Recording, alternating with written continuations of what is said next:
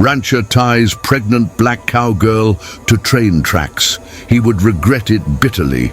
He thought he was silencing a problem worker for good. He had no idea he was creating a legend that would burn his empire to the ground. The rumble of the approaching train vibrated through the steel rails, a low hum that promised death. Helena struggled against the thick ropes binding her wrists and ankles to the tracks. "This is what happens when you forget your place, girl," Silas Blackwood sneered, his face a mask of cold fury. "Your union talk ends here." He spat on the ground near her head and walked away, not even bothering to look back. This story is about a community that refused to be broken. If you believe in justice, hit the like button, subscribe to our channel for more incredible stories, and comment with your city and the word justice. This wasn't just any town. This was Oakley Creek, Texas, a place where the dust was thick and secrets were thicker. The year was 1958, a time when a man like Silas Blackwood could act as judge, jury, and executioner without consequence. Or so he believed. Blackwood owned the largest cattle ranch in the county, the Blackwood Cattle Company, and with it, he owned the livelihoods of nearly everyone in town. He ruled his land with an iron fist, seeing people not as humans, but as assets or liabilities. Helena was his biggest liability. At 24 years old and 6 months pregnant, Helena wasn't just a ranch hand, she was the best. She could outride and outwork any man on the payroll, her spirit as vast and untamed as the Texas sky. She had come to Oakley Creek looking for honest work, a place to build a future for her and her unborn child. What she found was exploitation. The trouble had started a month earlier. The ranch hands were working 16-hour days for wages that were barely enough to survive. The equipment was old and dangerous. After a young worker named Charlie lost 2 fingers in a rusted piece of machinery, Silas had simply fired him, offering no compensation. That was the last straw for Helena. She began organizing the workers, speaking quietly in the bunkhouse after dark. She talked about forming a union, about demanding fair wages, safe conditions, and basic human dignity. She wasn't asking for a handout. She was demanding what they had earned with their sweat and blood. Word got back to Silas. An uprising, led by a pregnant black woman, was a threat he could not tolerate. It challenged his absolute authority. He couldn't just fire her. That would make her a martyr and inspire the very rebellion he sought to crush. He needed to make an example of her, an example so brutal and terrifying that no one would ever dare to question him again. And so he brought her here, to this isolated stretch of track miles from the ranch, where the 4:15 freight train passed like clockwork every single day. Her life and the life of her unborn child were now measured in minutes. The problem for Silas was that Helena wasn't just some random worker. She was respected, loved even.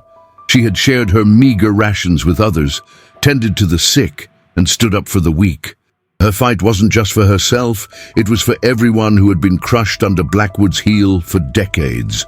But Silas had made a critical mistake. In his arrogance, he assumed no one was watching. He assumed the world was as blind and cruel as he was. From a ridge overlooking the tracks, hidden behind a cluster of mesquite trees, a 10-year-old boy named Samuel saw everything. Samuel was the son of another ranch hand, and he often followed Helena, whom he admired like a hero. He saw Silas drag her from the truck. He heard her defiant shouts. He watched in horror as Silas tied her to the rails. Fear froze him in place, but only for a second. Then a different feeling took over. Rage. He didn't scream, he didn't cry, he ran. He ran faster than he had ever run in his life, his small legs pumping, his lungs burning, his mind fixed on a single purpose. His sprint back toward the workers' quarters would ignite a fire that Silas Blackwood could never have imagined. The train's whistle shrieked in the distance, a death sentence drawing closer with every second. Could a single boy's warning be enough to rally a terrified community against a tyrant in time to save 2 lives? Undefined, Samuel didn't stop running until he burst into the dilapidated bunkhouse. his chest heaving, tears and dust streaking his face. The men were gathered for their meager midday meal, the air thick with the smell of stale bread and exhaustion. He saw his father, Elias, a man whose shoulders were permanently stooped from years of hard labor. "Dad," Samuel gasped, collapsing against him. "It's Helena, Blackwood. He's got her on the train tracks." The room fell silent. Every man froze, spoon halfway to his mouth. Elias grabbed his son's shoulders, his knuckles white. "What are you talking about, boy? Speak clearly." "I saw him," Samuel cried, pointing frantically in the direction of the tracks. "He tied her up. The 4:15 is coming.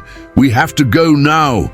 Panic rippled through the room, but it was quickly smothered by a familiar, paralyzing fear. A man named Jeb, older and cynical, shook his head slowly. "It's a trick," he muttered, not looking at anyone. "Blackwood wants to see who's loyal to her. We go out there, we're all fired, or worse." "Worse than letting her die?" Elias shot back, his voice a low growl. His eyes scanned the faces of the men he'd worked with for 20 years. He saw fear, he saw shame, he saw men so beaten down they couldn't recognize a call to action. "She stood up for Charlie, she stood up for all of us. She shared her food when my Samuel was sick. We can't just sit here." "She made her choice when she started that union talk," Jeb argued, his voice trembling slightly. "We all knew the risks. Crossing Blackwood is a death sentence. It's her death sentence, not ours." The distant, mournful wail of the train's whistle carried on the wind, a stark reminder that time was running out. The sound snapped something inside Elias. He wasn't a brave man, not by nature. He was a survivor. But looking at his son's terrified, pleading face, he knew surviving wasn't enough. Not anymore. "Get the crowbar from the tool shed," Elias commanded, his voice ringing with an authority no one had ever heard from him before. "And knives, anything that can cut rope." He turned to two of the younger, stronger men, Maria and Pedro. "You two, get the old Ford started, now." For a moment, nobody moved. Then Maria, a tough woman who had always admired Helena's fire, stood up and slammed her tin plate on the table. "He's right," she said. "If we let him do this to her, we're next." Pedro nodded grimly and followed her out the door. The spell was broken. One by one, men who had been paralyzed by fear moments before were now scrambling into action, a chaotic but determined force. Meanwhile, Silas Blackwood was not at the ranch. He was sitting at the bar of the Dusty Spur, the only saloon in Oakley Creek, a whiskey in his hand. He was creating his alibi. He wanted to be seen, to be calm and in control. The town sheriff, a portly man named Brody, whose salary was unofficially supplemented by Blackwood, ambled over. "Afternoon, Silas," Brody said, tipping his hat. "Quiet day?" "Just business as usual, Sheriff," Blackwood replied, taking a slow sip. "Had to let one of my hands go. Causing trouble." Brody understood the code. He knew better than to ask for details. "Well, I'm sure you handled it. Let me know if you need anything." "I won't," Blackwood said dismissively. Brody nodded and moved away. Silas stared at his reflection in the mirror behind the bar. He saw a powerful man, a man who built an empire from dust. Helena was a loose thread, and he had just snipped it. He felt a grim satisfaction. In a few minutes, the 4:15 would pass, and the problem would be gone forever. Back on the tracks, Helena twisted against her bonds. The rough rope had already rubbed her wrists raw. The ground vibrated more intensely now, a constant deep thrum that she could feel in her bones and in the child nestled in her womb. She closed her eyes, not in surrender but in focus. She pictured the faces of the other workers. She had fought for them. Whether they would fight for her, she didn't know, but she would not die waiting. She pulled, testing the knot at her right wrist, feeling for any slack. There was none. Silas had tied them with cruel expertise. The old Ford truck coughed to life, spewing black smoke. Elias and 5 others, including Maria and Pedro, piled in. The truck rattled down the dirt path, bouncing violently over ruts and rocks. They had maybe 5 minutes, 6 if they were lucky. As they cleared a line of trees, the track came into view. In the distance, a small black dot was growing steadily larger. It was the train. At the same time, they could see a smaller figure motionless on the tracks. Helena! Faster! Elias yelled, his voice raw. Pedro slammed his foot on the accelerator. The engine screamed in protest, but the truck lurched forward, closing the distance. They were in a desperate race now, a rusty pickup truck against a speeding freight train, with 2 lives hanging in the balance. The train's horn blared again, louder this time, a deafening roar that echoed across the plains. It was no longer a distant warning. It was an imminent threat. They could see the light on the front of the engine, a bright, unblinking eye fixed on its target. Pedro slammed on the brakes and the old Ford skidded to a halt in a cloud of dust just yards from the tracks. They were out before the engine died, a frantic scramble of bodies and desperate purpose. Elias, clutching the heavy crowbar, and Maria, a rusty skinning knife in her hand, led the charge. The ground shook violently beneath their feet, and the roar of the train was a physical force, pressing in on them from all sides. Helena saw them. A surge of desperate hope shot through her. "Hurry!" she screamed, her voice nearly lost in the thunder of the approaching locomotive. On board the train, the engineer, a veteran named Frank, saw the commotion. His eyes widened in horror. It wasn't an animal on the tracks. It was people, a person tied to the tracks. He yanked the emergency brake with all his might. A deafening screech of metal on metal tore through the air as the train's wheels locked, sending showers of sparks flying. But a freight train loaded with tons of cargo was a monster that couldn't be tamed instantly. It would still travel hundreds of yards before coming to a stop. Yards they didn't have. Elias reached Helena first. He jammed the crowbar under the thick wooden tie, trying to pry it loose, but the spikes were driven too deep. It was hopeless. "The ropes, Maria! Cut the ropes!" he bellowed over the noise. Maria dropped to her knees, her hands surprisingly steady as she began sawing at the thick rope binding Helena's right wrist. The knife was old and not as sharp as it should have been. The fibers of the rope were coarse and resisted every cut. "It's too thick!" she yelled in frustration. The train was now so close they could feel the heat radiating from its engine. The engineer was laying on the horn, a continuous piercing blast that was more a scream of desperation than a warning. Pedro and another man, Luis, grabbed Helena's legs, ready to pull the instant she was free. "It's not going to stop in time," Pedro shouted, his eyes wide with terror. Helena gritted her teeth, pulling against the remaining ropes with every ounce of strength she had left. She felt a sharp pain in her abdomen and cried out, fear for her child overriding everything else. "My baby," she gasped. "We're not leaving you," Elias roared, his face set like stone. He grabbed the knife from Maria. "Let me." His hands, calloused and powerful from years of labor, worked with brutal efficiency. He wasn't trying to be neat, he was trying to be fast. He sawed, he tore, he ripped at the ropes. The rope on her wrist snapped.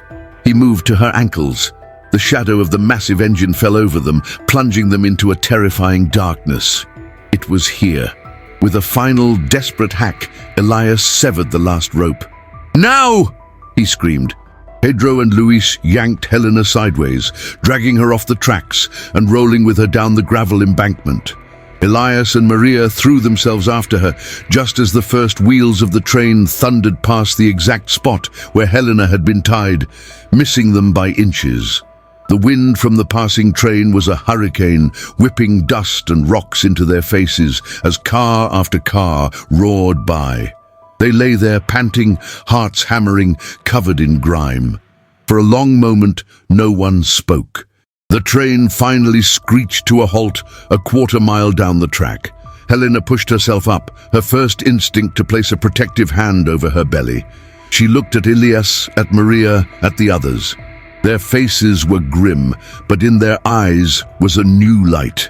The fear was gone, replaced by a hard, unyielding resolve. "Thank you," Helena whispered, her voice hoarse. Elias just nodded, helping her to her feet. "The fight's not over, Helena. It's just getting started." Back at the dusty spur, Silas Blackwood was on his second whiskey. He checked his pocket watch, 4:25 p.m. It was done. He felt the tension in his shoulders finally release. He took a long, satisfying drink, the burning liquid a perfect match for his mood. The saloon doors burst open, and Sheriff Brody hurried in, his face pale and sweaty. He made a beeline for Silas, leaning in close. "Silas, we got a problem," he whispered urgently. "I don't have any problems, Sheriff," Silas said coolly. "You do now," Brody insisted. "The engineer on the 415 just radioed the station. He had to make an emergency stop out by Miller's Bend. He says he saw a woman tied to the tracks." Silas's glass stopped halfway to his lips. His eyes narrowed. "Drunk. He says a group of people untied her and pulled her off just in time. He described them, said they looked like ranch hands from your property." The glass in Silas's hand trembled. The blood drained from his face, replaced by a rising tide of red fury. His alibi, his perfect clean solution, had just been blown to pieces. There were witnesses, not just the engineer, but the very people he had sought to intimidate. He hadn't created a martyr, he had created an army. He slammed the whiskey glass down on the bar, the sound cracking through the saloon's quiet murmur. He had made a colossal mistake, and he knew, with a chilling certainty, that he was going to pay for it. The look in his eyes was no longer one of power, but of a cornered animal. Silas Blackwood threw a wad of cash on the bar. "Keep the change," he snarled at the bartender, then grabbed Sheriff Brody by the arm, pulling him out into the harsh sunlight. He shoved the sheriff against the wall of the saloon, his face inches from Brody's. "Listen to me, you useless sack," Silas hissed, his voice dangerously low. "This never happened. Understand? That woman, Helena, she staged the whole thing with a few of her friends. A sick prank to try and extort money from me. That's the story." Brody, sweating profusely, tried to pull away. "But Silas, the engineer, he's a railroad man. He's not one of ours. He'll talk." "Then you will make him untalk," Silas retorted, his grip tightening. "Go to the station in Abilene, find him, offer him money. If he refuses, you remind him how lonely those tracks can get at night. You remind him he has a family. You do whatever it takes, but you shut his mouth. Are we clear?" Brody could only manage a weak nod. "Good," Silas said, releasing him. "Now, I want you to go out to my ranch and arrest every single hand that isn't working. Charge them with trespassing, conspiracy, anything you can think of. Especially that loudmouth Elias. Find him and lock him up." He was rebuilding his narrative, brick by painful brick. He would paint himself as the victim, his workers as criminals. In a town he owned, it was a story he was confident he could sell.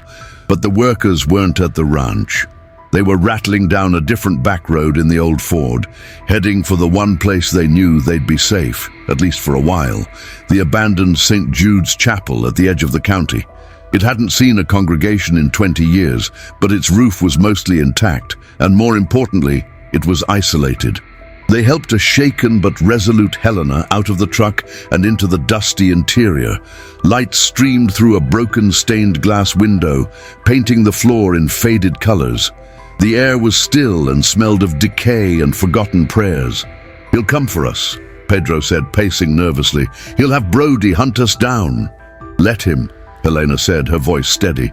She leaned against a dilapidated pew, catching her breath. The near-death experience had not broken her. It had forged her resolve into something harder than steel. He made a mistake today, a big one. He left a witness who isn't on his payroll. Elias looked at her, understanding dawning on his face. "The train engineer." "Exactly," Helena confirmed. "He saw everything. He saw me on the tracks. He saw you rescue me. He's the truth, and right now, the truth is the only weapon we have." She looked around at the small group of defiant workers. Their numbers were small, but their spirit was not. "Silas will try to get to him, to silence him or buy him. We have to get to him first." The plan was simple and incredibly dangerous. Maria, who could pass for a domestic worker in the city, would take what little money they had and catch a bus to Abilene. Her job was to find the engineer, Frank, before Brody did. She wouldn't approach him directly, but she would find out where he lived, what his routine was. "What do we do when we find him?" Maria asked. "You get a message to him," Helena instructed. "You tell him people's lives are on the line. You tell him we need him to speak to someone other than Sheriff Brody, a federal marshal, a real reporter, anyone outside of Blackwood's reach." Meanwhile, back at the bunkhouse, Jeb and the few men who had stayed behind were facing the consequences. Two of Blackwood's foremen, brutal men named Cletus and Roy, stormed in, their faces like thunderclouds. "Where are they?" Cletus demanded, kicking over a table. Jeb trembled, shaking his head. "I don't know, they just took off." "You expect us to believe that?" Roy sneered, grabbing Jeb by the collar. "You're all in on this little union stunt, aren't you?" "No! I told them not to go," Jeb pleaded. "I told them it was a mistake." Cletus laughed, a cruel, ugly sound. "Well, you made a mistake by staying. Blackwood's orders. Everyone who isn't at their post is fired. Get your things and get off his land. Now!" The men were thrown out with nothing but the clothes on their backs. As they trudged down the long dirt road, their fear turned to a slow-burning anger. Blackwood hadn't just punished the defiant, he had punished the compliant too. In his rage, he was creating more enemies, pushing neutral parties toward Helena's cause. In Abilene, Frank the engineer sat in the railroad supervisor's office, a cup of coffee shaking in his hand. He had given his statement, a detailed account of the entire incident. He described the woman, her pregnancy obvious even from a distance. He described the frantic rescue. He described the make and model of the truck Silas had driven. "Are you sure about this, Frank?" his supervisor asked, looking worried. "Accusing a man like Silas Blackwood is serious business." "I know what I saw, John," Frank said, his voice firm, "and I'll say it to anyone who asks. That man tried to commit murder in broad daylight. He didn't know it yet, but he had just become the most important man in Oakley Creek, the single pivot point on which justice, or tyranny, would turn. And two very different groups were already on their way to find him. The bus to Abilene was hot and crowded. Maria sat by a dirty window, clutching her worn purse containing the few dollars the group had pooled together. The city was a world away from Oakley Creek's dusty plains. The noise, the people, the tall buildings, it was all overwhelming. For a moment she felt a crippling wave of doubt. She was a ranch hand, not a spy. How was she supposed to find one man in a city this big? But then she thought of Helena, tied to those tracks, and her resolve hardened. She had a name, Frank, and a place to start. The main railroad depot. She spent hours asking questions, being dismissed by busy officials, but her quiet persistence paid off. A friendly janitor, seeing the desperation in her eyes, looked up Frank's address in a company ledger he wasn't supposed to have access to. He scribbled it on a scrap of paper and pressed it into her hand. "He's a good man, Frank is," the janitor whispered. "Be careful." As Maria navigated the unfamiliar streets, Sheriff Brody was already pulling up to Frank's small, neat house in his police cruiser. He hadn't bothered with subtlety. He walked up the path and pounded on the door. Frank opened it, a look of surprise turning to caution as he recognized the uniform. "Sheriff Brody, from Oakley Creek," Brody announced, not waiting for an invitation as he stepped inside, forcing Frank to back away. "I need to talk to you about what you think you saw today." "I know what I saw," Frank said, his voice level, though his hands were clenched at his sides. Brody ambled around the small living room, picking up a framed photo of Frank with his wife and two young daughters. "Nice family you got here," he said, his tone casual but his eyes cold. "It's a dangerous world. Accidents happen. A man's got to be careful. He's got to think about who he's protecting." "Is that a threat, Sheriff?" Frank asked, his jaw tight. "It's a fact," Brody replied, placing the photo down with a soft click. He pulled out a thick envelope from his coat pocket and tossed it on the table. It landed with a heavy thud. "Mr. Blackwood is a generous man. He understands that people can be mistaken, that the heat and the stress of the job can make you see things. He's prepared to offer you $500 to..." correct your memory. $500 was more money than Frank made in half a year. It was enough to fix his leaking roof, to buy his girls new dresses, to breathe. He stared at the envelope. The official report will state that a group of disgruntled workers staged a dangerous prank to frame their employer. Brody continued, his voice a low growl.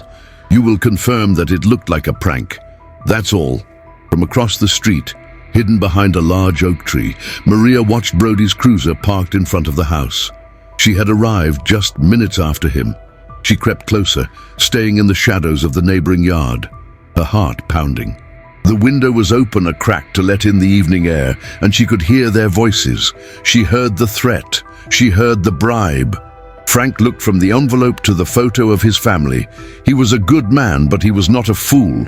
He knew what a man like Blackwood was capable of. He knew what a man like Brody would do, if ordered. And if I don't? He asked quietly. Then I can't guarantee your family's safety, Brody said plainly. Or yours. That train route of yours gets pretty lonely. He pushed the envelope closer. Take the money, Frank. Go home to your wife. Forget all about it. Brody didn't wait for an answer. He turned and walked out, confident he had made his point. Maria ducked behind the tree as he got in his car and drove away. She watched as Frank stood frozen in his living room for a long moment before slowly reaching for the envelope. Her heart sank. Their one chance, their one honest witness, had just been bought and paid for. Back at the chapel, the mood was tense. Elias was trying to fashion a weapon out of a broken piece of iron, while Helena was rationing out their last bits of food. Suddenly, they heard the sound of footsteps outside, the crunch of gravel under many feet. Elias grabbed his makeshift weapon, and Pedro stood by the door, ready. The door creaked open, and standing there was Jeb, the man who had argued against helping Helena. Behind him were the 10 other men who had been fired and thrown off the ranch. Their faces were a mixture of shame, anger, and desperation. We have nowhere else to go, Jeb stammered, unable to meet Helena's eyes. He kicked us out, took everything. Helena looked at the men, their shoulders slumped in defeat. She saw no triumph in their return, only shared suffering. She walked toward Jeb, and for a second he flinched, expecting her to be angry. Instead, she put a hand on his arm. There are no cowards here, she said, her voice clear and strong, echoing in the hollow chapel. Only victims of Silas Blackwood. You're welcome here. We're all in this together now. In that moment, a small group of fugitives became a rebellion. Their numbers had more than doubled. Their fear was burning away, replaced by a collective, simmering rage. The turning point wasn't just happening in Abilene, it was happening right here, in a dusty, forgotten chapel. Blackwood had tried to divide and conquer, but he had only succeeded in uniting them against him. Maria returned to the chapel long after midnight, her face a mask of exhaustion and defeat. The journey back on the rattling bus had felt twice as long, each mile a confirmation of their failure. She found the group huddled around a small, smoky fire they had built in the center of the stone floor. The sight of the new faces, Jeb and the others, gave her a brief flicker of hope, but the news she carried quickly extinguished it. She walked straight to Helena and Elias, her voice low and heavy. Brody got to him first. Every conversation stopped. All eyes turned to her. I saw him, Maria continued, her voice cracking. I saw Brody go into his house. I heard him. He threatened Frank's family. Then he gave him an envelope full of money. She looked down at her hands, unable to face them. Frank took it. He took the money. A wave of despair washed over the small congregation. It was a physical blow. Pedro swore and slammed his fist against a stone wall. Jeb, who had just found the courage to join them, sank onto a pew, his face ashen. It's over, he whispered. We can't win. We never could. So that's it? Elias said, his voice a dangerous growl. We just give up? We let him win after what he did? What choice do we have? Another man called out from the shadows. Our only witness is gone. We're just a bunch of homeless ranch hands against Silas Blackwood. It's his word against ours, and we all know whose word carries weight in this county." The fire crackled, the sound unnaturally loud in the crushing silence. All the fight seemed to drain out of the room, replaced by the familiar cold weight of fear. Then Helena spoke, her voice cutting through the gloom. It wasn't loud, but it was filled with an unshakable certainty that made everyone listen. "His word," she repeated, pushing herself to her feet. She stood before them, her pregnancy a symbol not of vulnerability, but of a future they were all fighting for. "His word is built on lies. Our word is built on the truth. He tried to kill me. He threatened you. He stole your livelihoods." She looked from face to face, her gaze locking with each person's. "He thinks money can buy anything. He thinks fear can control everyone. He's wrong. He bought one man's silence. He can't buy all of ours." "But what do we do, Helena?" Maria asked, her voice pleading. "We can't hide in this church forever." "We don't hide," Helena declared. "We fight, not with knives or guns. We fight with the one thing he needs and can't create himself, our labor." A new energy began to spark in her eyes. "He fired all of you. He thinks he can just replace you tomorrow. He can't. Not all at once. Not with skilled hands. We're going to make sure of it." Her plan was audacious. They would stop hiding and start organizing. They would picket the entrance to the Blackwood Cattle Company. They would talk to any new workers he tried to hire, tell them the truth, and urge them not to cross their line. They would turn his ranch into a prison of his own making, a place where no cattle could get out and no new labor could get in. They would choke his profits until he had no choice but to listen. "He'll send Brody," Elias warned. "He'll have us all arrested for trespassing." "Let him," Helena shot back. "Let him arrest a pregnant woman and 20 desperate, jobless men who are only asking for what's fair. Let the whole world see what kind of man Silas Blackwood really is." The embers of hope began to glow again in the darkness of the chapel. The fear was still there, but now it was mixed with something else, a defiant, unified purpose. Miles away, in his opulent study, Silas Blackwood swirled a glass of expensive brandy. Sheriff Brody stood before him, hat in hand.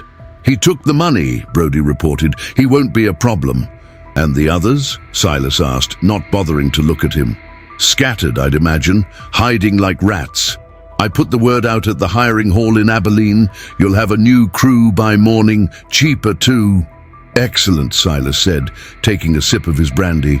He felt the familiar warmth of absolute control settle over him. The Helena problem had been an annoyance, a brief challenge to his authority, but he had crushed it, as he always did. The world was back in its proper order. "See to it, Sheriff, and make sure those vagrants are rounded up if they show their faces in my town again." Brody nodded and left. Silas stared into his fire, a smug smile on his face. He had won. But in Abilene, Frank the engineer was not at home with his family. He had left the house shortly after Brody drove away, the thick envelope clutched in his hand. He didn't go to a bar to drink away his fear. He went to the offices of the Abilene Daily Chronicle. He was shown into the cluttered office of a young, hungry reporter named Ben Carter. Ben was known for chasing stories the bigger papers wouldn't touch. "What can I do for you, Mr.?" Ben asked, looking up from his typewriter. "My name is Frank. I'm a railroad engineer," he said, his voice steady. He sat down and placed the thick, sealed envelope from Silas Blackwood on the desk between them. "And I have a story for you. It's about a man named Silas Blackwood, a pregnant woman, and a murder that almost happened this afternoon." Ben leaned forward, his journalistic instincts flaring. "He tried to silence me," Frank continued, pushing the envelope forward. "He sent his sheriff to my house to threaten my family and give me this. It's $500 in cash." Ben stared at the envelope, then back at Frank's determined face. This wasn't just a story about a local dispute. This was attempted murder, witness tampering, corruption, bribery. This was the kind of story that could tear a town apart and build a career. He opened the envelope, saw the stacks of bills, and a slow grin spread across his face. "Mr. Frank," he said, pulling a fresh sheet of paper into his typewriter, "I think you'd better start from the beginning. And don't leave out a single detail." Dawn broke over the chapel, not with the gloom of the previous day, but with the sharp clarity of purpose. They were no longer fugitives hiding in the dark. They were a union on strike. The transformation was immediate and palpable. Using charred sticks on scraps of discarded lumber, they created crude but powerful signs. "Blackwood unfair, we demand a living wage. Justice for Helena." Elias, a man who had spent his life taking orders, was now giving them. He organized the men into shifts, designated lookouts, and planned their approach. The fear that had stooped his shoulders was gone, replaced by a rigid spine of responsibility. He looked at his son, Samuel, who was watching with wide, admiring eyes, and knew he had made the right choice. They didn't have much food, but they shared what was left, each man making sure Helena ate first. There was a camaraderie in their shared hardship, a bond forged in the fire of injustice. By mid-morning, they were ready. They piled into the old Ford truck, not as a desperate rescue party, but as a unified front. They didn't go to town. They went straight to the main gate of the Blackwood Cattle Company. They lined the public road just outside the entrance, a silent, defiant wall of 20 men and one pregnant woman. Their signs, held high, told their story to any who passed. For the first hour, nothing happened. A few cars slowed, the drivers staring before speeding away, not wanting to get involved. Then, just as Silas had planned, a large flatbed truck rumbled down the road, packed with nervous-looking men clutching their belongings. The new hires from Abilene had arrived. The truck slowed to a stop before the picket line. The driver looked uncertainly at the foreman, Cletus and Roy, who were waiting inside the gate. Elias stepped forward, his voice calm and clear, carrying across the dusty air. "Before you go in there," he said to the men on the truck, "you should know who you're working for. You'll work 16 hours a day for pennies. The equipment is broken and will take your fingers. When you get hurt, he'll throw you out with nothing. And if you stand up for yourselves," Helena added, stepping beside Elias, her presence a powerful testament to their words, "he'll tie you to a railroad track and leave you to die. That's what he did to me. Yesterday." A shocked murmur went through the men on the truck. They looked from Helena's pregnant belly to the grim faces of the men on the picket line. This wasn't what they had signed up for. Cletus and Roy stormed out of the gate. "They're lying!" Cletus bellowed. "They're just disgruntled workers trying to cause trouble. Get off this road."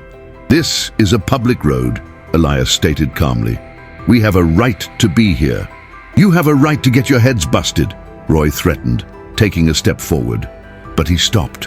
Attacking a group of men, including a pregnant woman, in front of a truck full of witnesses was a bad look, even for them. The standoff was tense, a silent battle of wills. The new hires on the truck refused to get down. Suddenly, another vehicle appeared, this one coming from town. It was the dusty pickup truck belonging to Mr. Abernathy, the owner of the Oakley Creek General Store. He was an old man who had silently watched Blackwood's tyranny for years, too afraid to speak out. He pulled to a stop beside the picket line, his face flushed with an excitement no one had ever seen on him before. He didn't just bring them a crate of water and some bread. He was holding a stack of newspapers. He thrust one into Helena's hands. It was the morning edition of the Abilene Daily Chronicle. The headline was huge, written in thick black ink that screamed from the page. "Ranch tycoon accused of attempted murder. Railroad engineer provides eyewitness account, alleges bribery and threats by county sheriff." Helena's breath caught in her throat. Her eyes scanned the first few lines, her hand trembling. Frank hadn't taken the bribe. He had used it as evidence. The article detailed everything: the ropes, the train, the rescue, Sheriff Brody's visit, the threats against Frank's family, and the $500 in cash, which was now in the newspaper's safe as evidence. "He didn't betray us," Maria whispered, reading over Helena's shoulder, tears welling in her eyes. He was being brave. Helena read the words aloud, her voice growing stronger with each sentence. The men on the picket line listened in stunned silence, their despair from the night before transforming into a blazing, righteous fury. The new hires on the truck listened, their eyes wide with disbelief and horror. Even Cletus and Roy seemed frozen, the color draining from their faces. The story was out. The secret was broken. It was no longer their word against Silas Blackwood's. The truth was now printed in black and white for the entire state to read. When Helena finished, a profound silence fell over the road. Then one of the new hires on the truck stood up. "I ain't working for no murderer," he said, and jumped off the back. A second later, another followed, then another. Within a minute, the entire truck was empty. The new crew standing in solidarity with the men they had been hired to replace. Silas Blackwood's world of secrets and fear had just been blown wide open. Silas Blackwood enjoyed his coffee on the veranda of his sprawling ranch house, the morning sun warming his face. He felt powerful, serene. The world was as it should be. His foreman, Cletus, had called minutes earlier to report a small, pathetic protest at the main gate, which he was about to handle. Silas wasn't concerned. He had also received a call from Brody confirming the new workers were on their way. Everything was under control. He picked up the copy of the Abilene Daily Chronicle. His housekeeper had left for him, ready to read about cattle prices and local politics. He unfolded the paper. The world tilted. His name, his company, his town, all there under a headline that felt like a physical blow. Murder, bribery, threats.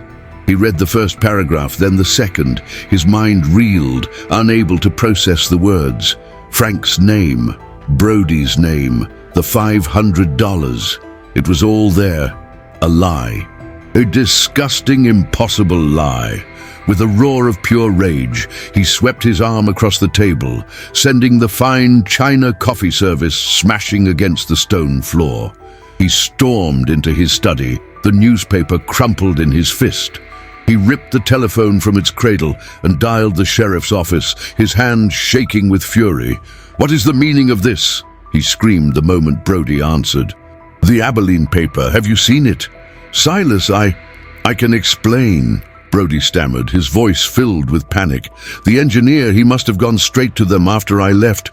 "You were supposed to handle it," Blackwood bellowed, his voice echoing in the large room.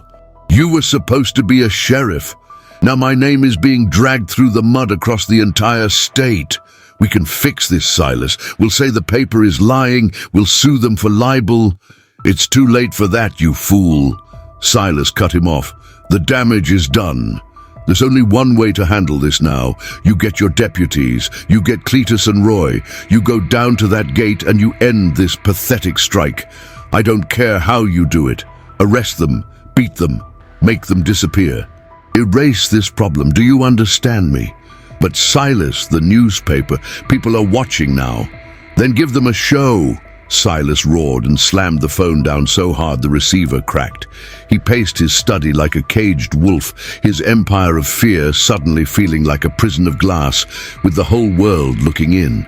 At the main gate, the atmosphere had transformed. News of the article spread like wildfire.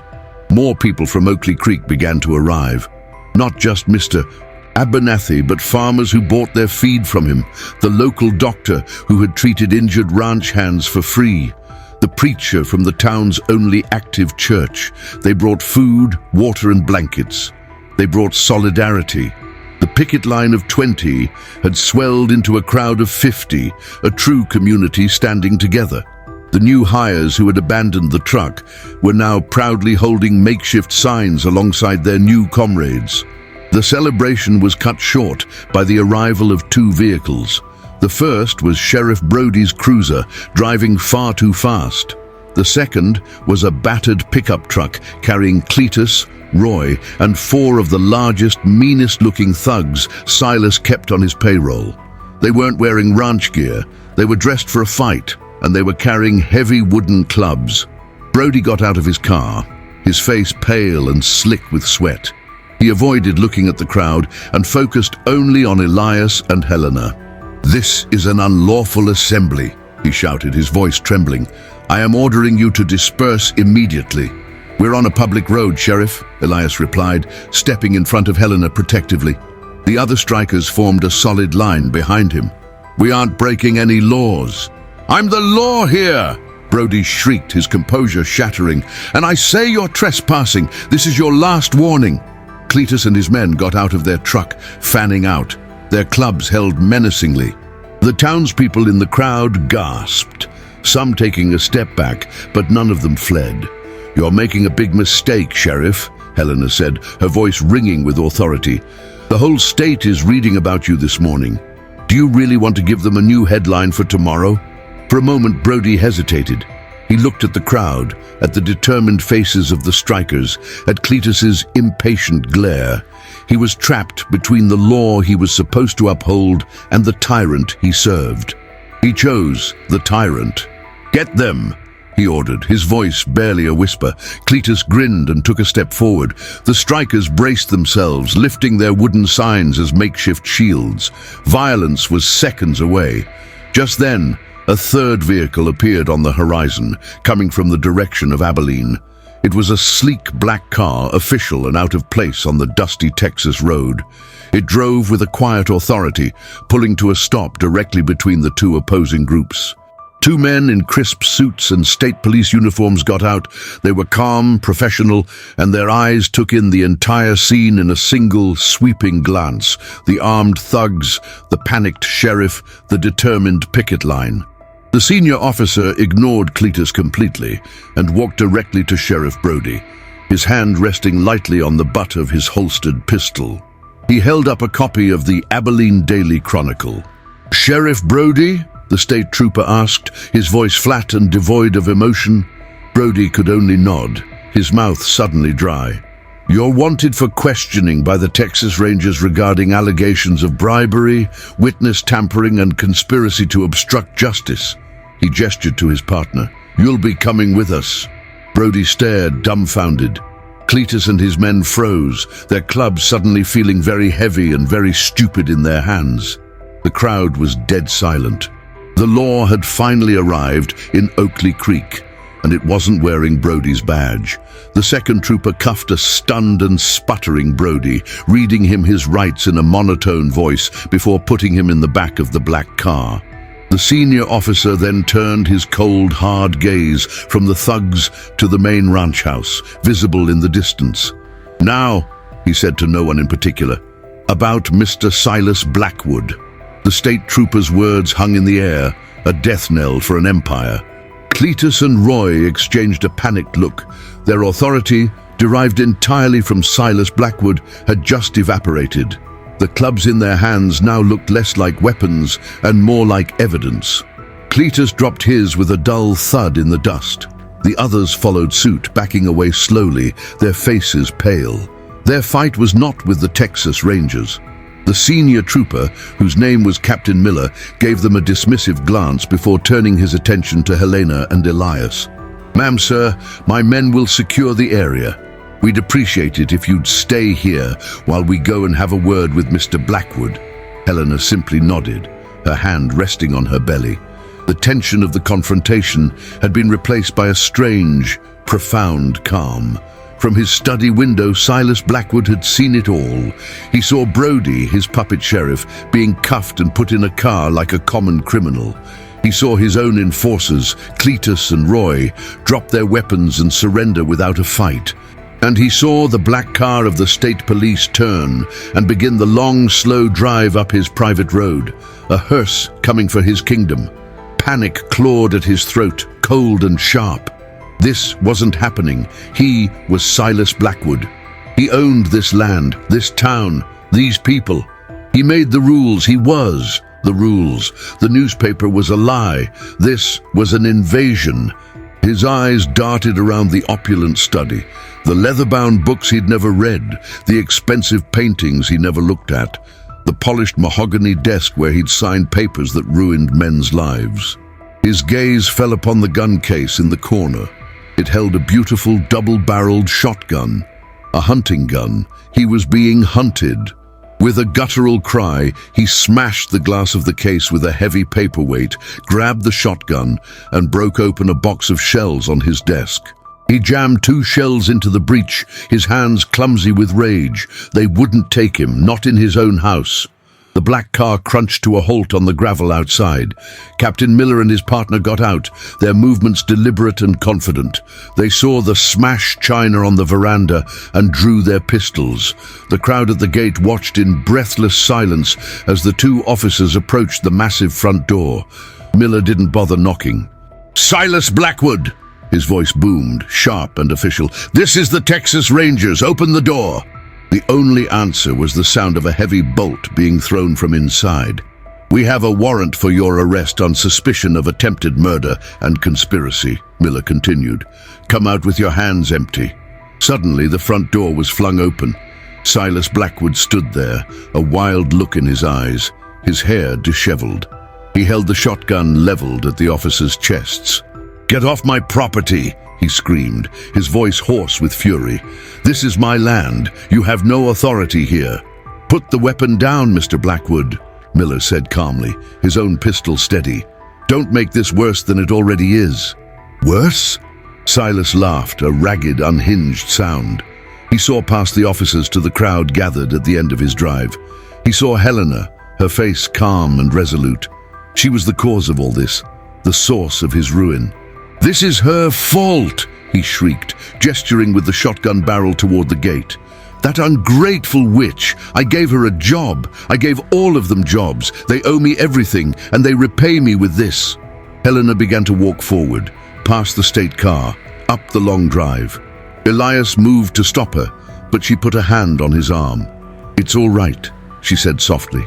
She walked until she was standing just behind Captain Miller, in full view of the man who had tried to kill her. She did not look afraid. She looked pitying. "Look around you, Silas," she said, her voice carrying clearly in the tense silence. "Your sheriff is gone. Your men have abandoned you. There's no one left to frighten."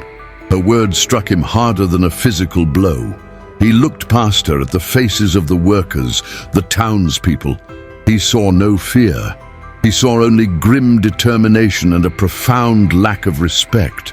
His power, the only thing he had ever truly valued, was an illusion, and it had just vanished. His shoulders slumped, the shotgun barrel dipped toward the ground. The fire in his eyes flickered and died, leaving only the empty, bitter ashes of a defeated tyrant. He was no longer a king in his castle. He was just a pathetic, angry old man, alone on his porch. Captain Miller and his partner moved in swiftly, seizing the shotgun and forcing Blackwood's arms behind his back. The click of the handcuffs was sharp and final, echoing across the silent ranch. Justice had come to Oakley Creek. As the black car carrying Silas Blackwood disappeared down the road, a stunned silence held the crowd. The air, thick with tension just moments before, now felt light, breathable. Then a single person began to clap. Soon, the entire road erupted in cheers, whistles, and tears of relief. Men who had been enemies of Blackwood in secret for decades were now hugging each other in the open. Mr. Abernathy was passing out free bottles of soda from his truck. It was more than a victory. It was a liberation. The weeks that followed were a whirlwind. The story of Oakley Creek became a statewide sensation. Ben Carter's articles in the Abilene Daily Chronicle were picked up by papers in Dallas and Houston. Donations poured in for the striking workers, organized by churches and labor unions who had read about their plight. The abandoned chapel became their headquarters, no longer a place of hiding, but a symbol of their resilience. The trial of Silas Blackwood was the biggest event the county had ever seen. Blackwood, using his immense wealth, had hired the best, most ruthless lawyer in Texas, a man named Marcus Thorne. Thorne's strategy was clear from day one. This was not a trial about attempted murder, but about the character of Helena. Sheriff Brody, facing a long prison sentence, had turned state's evidence. His testimony was damning, detailing years of corruption and Blackwood's explicit orders to bribe and threaten Frank. Frank the engineer was next, his testimony simple, clear, and unshakable. He recounted every detail, and when Thorne tried to paint him as a liar looking for fame, Frank simply looked at the jury and said, "I have 2 little girls. I want them to grow up in a world where people tell the truth, especially when it's hard." Elias and the other men who had rescued Helena also testified, their stories corroborating each other perfectly. Samuel, though only a boy, was called to the stand. In a quiet, clear voice, he described watching Blackwood from the ridge. "He was mean," Samuel said. "He looked like he hated her." But the real battle began when Helena took the stand. Marcus Thorne approached her not with aggression, but with a predatory smile. "Miss Helena," he began, his voice dripping with false sympathy. "You are an unmarried woman, correct?" "Yes," Helena answered, her voice steady. "And you are pregnant?" "Yes." "And you were, at the time of this alleged incident, actively trying to organize a labor union on Mr. Blackwood's private property against his wishes?" "I was trying to get fair wages and safe conditions for my fellow workers." Thorne turned to the jury. "So, let me be clear. You are an unmarried, pregnant agitator who was causing financial trouble for your employer, and you expect this jury to believe that this respected businessman, Mr. Blackwood, would risk everything to tie you to some train tracks rather than simply firing you." He leaned in closer. "Isn't it more likely, Miss Helena, that you and your friends staged this entire elaborate hoax to extort money from him and gain sympathy for your union?" The accusation hung in the silent courtroom. It was a vile, calculated attack designed to prey on the prejudices of the era. Helena did not flinch. She did not cry. She looked directly at Silas Blackwood, who was watching her from the defendant's table with a smug, hateful glare. Then she turned her gaze to the jury. "Mr. Thorne is right about a few things," she began, her voice resonating with a quiet power that commanded attention. "I am a woman. I am black. I am pregnant. And I am not married. In his world, and Mr. Blackwood's world, that makes me worthless. It makes me invisible. It makes me someone you can abuse, someone you can discard, someone you can tie to a railroad track because you believe no one will care." She paused, letting the words sink in. "He thought I was a loose thread he could just snip. He thought you, the jury, would see me the way he sees me. But he made a mistake. He didn't realize that even the smallest thread is part of a larger fabric. He pulled on me, and the whole community unraveled around him." She looked back at Blackwood, her eyes locking with his. "He did it because he never for 1 second thought I was a human being. He thought he was just getting rid of a problem. Ask him," she said, her voice dropping to a near whisper. "Ask him if he ever even knew my last name." The courtroom was utterly still. Silas Blackwood's smug expression faltered. He opened his mouth, then closed it. He didn't know. In all the time she had worked for him, he had never bothered to learn her last name.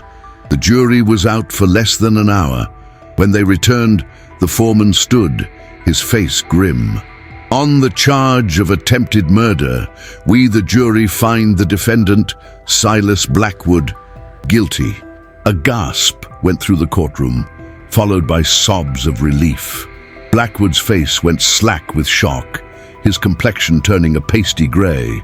As the judge sentenced him to life in prison, his reign of terror officially over, he looked one last time at Helena. There was no anger left in his eyes, only a hollow, dawning horror. He finally understood. He hadn't been fighting a single worker. He had been fighting a town she had inspired, a future she carried, and a truth he could not buy. And he had lost everything. That was the bitterest regret of all. 3 months later, the first winter storm rolled across the plains, but inside a small, newly repaired house in Oakley Creek, there was only warmth. Helena held her newborn son, a healthy, strong baby boy with a full head of black hair. The town doctor, who had delivered him free of charge, packed his bag while Maria changed the baby's linens. The house was one of several that had been abandoned on the edge of town. The community, using the funds that had been donated from across the state, had worked together to fix them up, creating new homes for the displaced workers. The dilapidated bunkhouse was now used for storage. Elias came in, stamping the cold from his boots. He was no longer a stooped, defeated man. He stood tall, his face etched with purpose. He looked at Helena and the baby, and a rare, wide smile spread across his face. "He looks strong, Helena." "He is," she said, her voice soft. "He's a fighter. We decided on a name, Adam Elias." Elias was stunned into silence, his eyes welling with tears. He simply nodded, placing a calloused hand gently on the baby's head. It was a gesture of profound respect, an acknowledgement of the new world they had all built together. The Blackwood Cattle Company no longer existed. After Silas's conviction, his assets were frozen and his empire began to crumble under the weight of lawsuits and debt. The state put the ranch up for public auction. No wealthy buyers from Dallas or Houston wanted to touch the infamous property. But there was one bid, a modest one, but a serious one.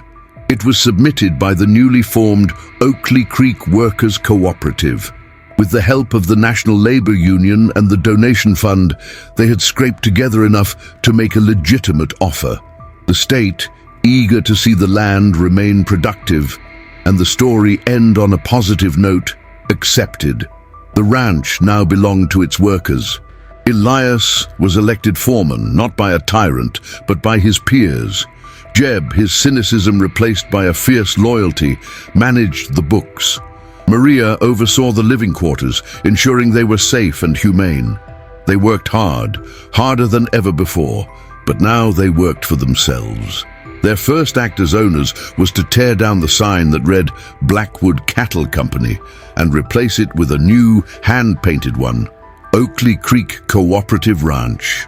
In the state penitentiary, Silas Blackwood was no longer a name. He was inmate number 734.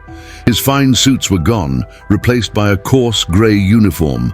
His sprawling mansion was gone, replaced by a 6-by-9-foot concrete cell. His power was gone, replaced by the rigid, monotonous authority of prison guards. He spent his days in the laundry, the steam, and the stench of bleach, a constant reminder of how far he had fallen. He was bitter, but mostly he was forgotten. One day a letter arrived for him. It was from the lawyers handling the liquidation of his estate. It was a short, formal document informing him that all remaining assets had been sold to satisfy his debts. Tucked inside was a clipping from the Abilene Daily Chronicle. The paper was folded to a single photograph. It showed a group of people standing proudly in front of a new ranch sign.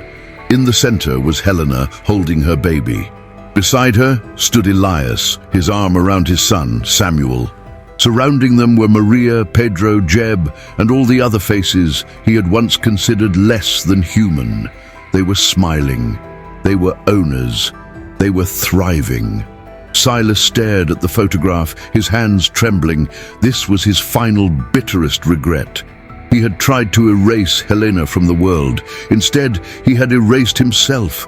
He had lost his land, his name, and his freedom. And they, the people he had tried to crush, had taken it all. They had taken his past and turned it into their future. He crumpled the newspaper clipping in his fist, a broken man in a forgotten cell, haunted by the legacy he had accidentally created for everyone but himself. The story of Oakley Creek didn't end with a prison sentence or a new sign on a ranch. It lived on in the people. Helena never became a full-time ranch hand again. She didn't have to. The cooperative voted her a permanent leadership role, managing community outreach and negotiating fair prices for their cattle. She became a powerful voice for rural workers' rights across Texas, ensuring that what happened in Oakley Creek would never happen anywhere else. Her son, Adam, grew up strong and kind, with an entire town as his family. He learned to ride horses before he could properly walk, taught by the same men and women who had saved his mother's life. Samuel, The boy whose desperate run had ignited the fire of rebellion went on to college, funded by a scholarship the cooperative established. He became a lawyer, not a rich corporate one, but a public defender who fought for the poor and the forgotten, the very people Silas Blackwood had once preyed upon. The Oakley Creek Cooperative Ranch flourished. Because the workers owned the land, they cared for it. Because they shared the profits, they worked with a pride and dedication that Silas Blackwood's fear could never inspire. The town, once a place of dust and secrets, became a symbol of hope and resilience, a testament to the fact that a community united by justice is more powerful than any tyrant. The legacy of Silas Blackwood was one of dust and rust, a crumbling mansion no one wanted, a name synonymous with cruelty, and a lonely prison cell. But the legacy of Helena was one of life and growth, a thriving community, a new generation born into freedom, and a story that proved that even in the darkest of times, courage, truth, and solidarity can make a new world blossom from the ashes of the old. The fight for justice is never easy, but as the people of Oakley Creek showed us, it is always worth it. They faced down a powerful man who thought he was above the law and proved that no one is. They reminded us that the strength of a community is not measured by its wealth, but by its willingness to stand up for its most vulnerable members. Thank you for joining us on this incredible journey. The story of Helena and the Oakley Creek Cooperative is a powerful reminder that one person's courage can ignite a revolution, and that justice, though sometimes delayed, can be truly satisfying. If you were moved by this story and believe in the power of community, please show your support by hitting the like button and subscribing to our channel for more amazing tales of justice and redemption. And if you believe that stories like this need to be told, let us know in the comments. We want to hear from our dedicated viewers who make this channel possible. If you're still here with us, comment with the phrase, "I watched until the end," to show you're a true fan. Your engagement helps us bring more incredible stories to light. Don't go anywhere. We have another video ready for you that we think you'll love. Click on the video you see on your screen now to continue your journey with us. We'll see you there.